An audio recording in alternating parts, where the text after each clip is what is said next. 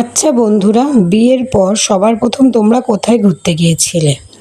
চলো আজকে তোমাদের সাথে আমার জীবনের খানিকটা গল্প শেয়ার করি, বলি আর কি। কথাগুলো খুব মনে পড়ছিল, তাই ভাবলাম বন্ধুদের সাথেও শেয়ার করে নিই, মনটাও হালকা হবে, সবার সাথে কথাও হয়ে যাবে একটা এই বিষয় নিয়ে।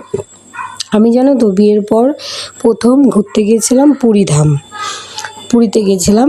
আমি গিয়েছিলাম রথের সময়।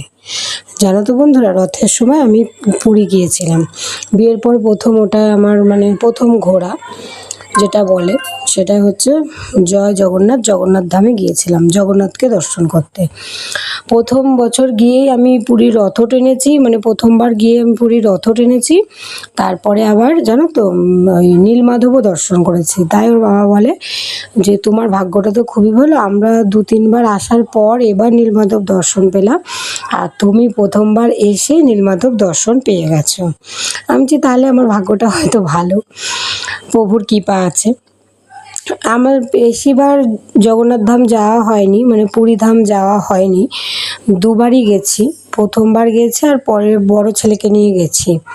ছোট ছেলে জানো তো এখনো পর্যন্ত পুরীতে যায়নি। ও খুব বলে যে আমাকে নিয়ে চলো নিয়ে চলো। আসলে সবই প্রভুর কৃপা। প্রভু যদি না ডাকে সব কিছু রেডি হয়, তারপরে আবার কোনো কিছু বাধা চলে আসে, যাওয়া হয় না। যেমন তিরুপতি দর্শন করতে গিয়েছিলাম, সেরকমও ইচ্ছা আছে যাব। এই কদিন আগেও উঠলো যে যাব, কিন্তু এবার একটা সমস্যার কারণে যাওয়া হলো না। সেই রকম কারণে যাওয়া হচ্ছে না এই করে করে। জানো তো ওই পুরীর রথে গিয়ে একদিকে তো ভালো অভিজ্ঞতাও হয়েছে, আবার খারাপ অভিজ্ঞতাও হয়েছে। রথে না যাওয়াই ভালো।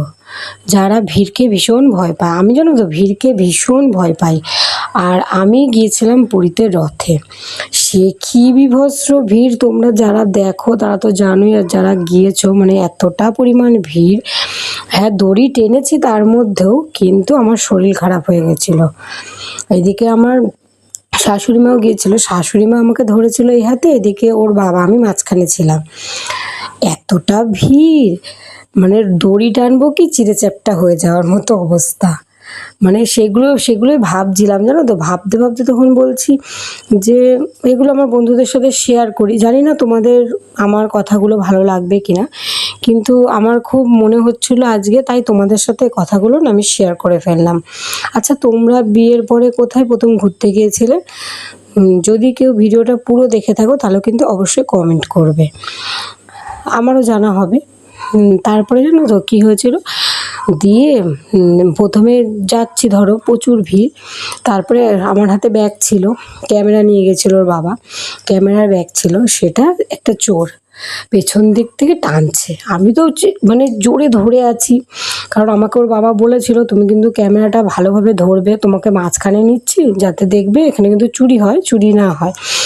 আমি তো সেই হিসেবে সেইভাবে ব্যাগটা ধরেছিলাম, আর সেই আমাকে চোরটা পেছন দিকে ব্যাগ ধরে টানছে, আর আমিও চিল্লিয়ে উঠেছি, এ ও মা, চোর চোর চোর চোর! এ দেখো ব্যাগ নিয়ে চলে যাচ্ছে। আমার চিল্লানিতে চোর পালিয়ে গেছে।